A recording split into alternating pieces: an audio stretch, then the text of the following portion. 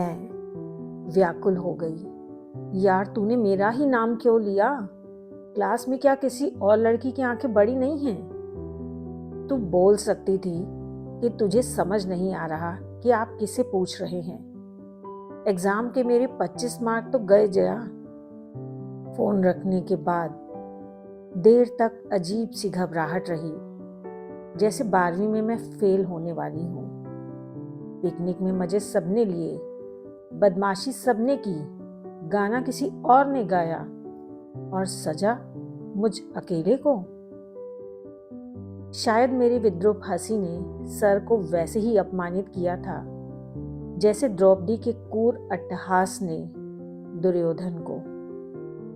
मैं घर में बता भी नहीं सकती थी कि 12वीं के बोर्ड परीक्षा में प्रैक्टिकल के पहले सर से बुरी तरह पंगा ले लिया है। आखिर वो दिन भी आया जब फाइनल फिजिक्स प्रैक्टिकल कर लेने के बाद अपनी फाइल में मैंने पॉइंट वाइज साफ सुंदर अक्षरों में थ्योरी लिखी। कॉपी सबमिट करने के 5 मिनट बाद ही वाइवा देने सर की टेबल के सामने खड़ी थी।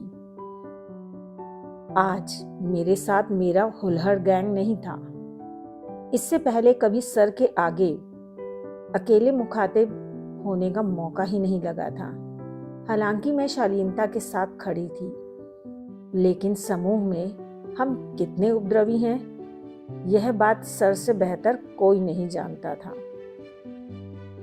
हमारे सर दूसरे स्कूल से बुलाए गए 3 अन्य एक्सटर्नल टीचर्स के साथ कुछ इस अंदाज में मुझ पर नजर जमाए थे कि अब ऊंट आया पहाड़ के नीचे।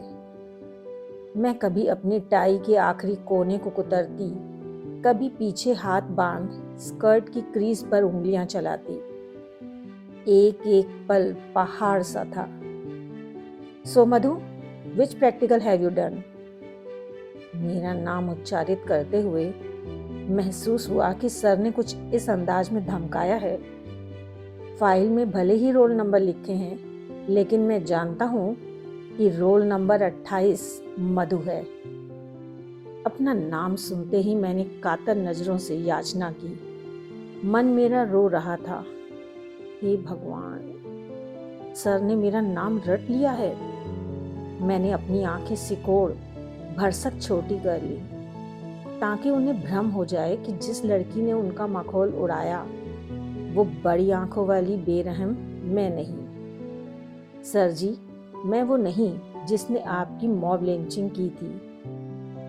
बाहर से एक्सटर्नल के रूप में बुलाए गए टीचर्स द्वारा सवाल जवाब का सिलसिला कुछ देर चलता रहा। वाइवा में पूछे गए तमाम सवालों के बीच भी सर के लहजे में तंज, क्रोध स्पष्ट झलक रहा था। मैं भारी मन से वाइवा देकर प्रैक्टिकल रूम के बाहर निकल गई। मनी मन सोच रही थी, आगे पेपर्स कितने भी अच्छे बनाऊं, लेकिन इन 25 नंबर को कवर करना कठिन होगा। आंसू आ गए सोचकर कि काश मैं पिकनिक ही ना गई होती।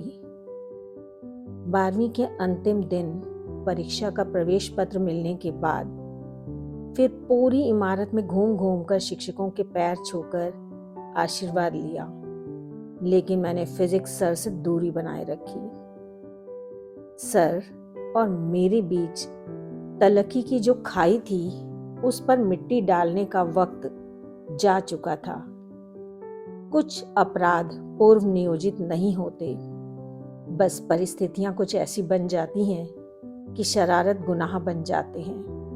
क्षमा याचिका खारिज होने के 100% संभावनाओं के कारण फरियादी खामोश रह ग्लानि में चुपचाप घुलता है। खैर, हमारी मुख्य परीक्षाएं शुरू हो गईं। सभी पेपर्स बहुत अच्छे हुए।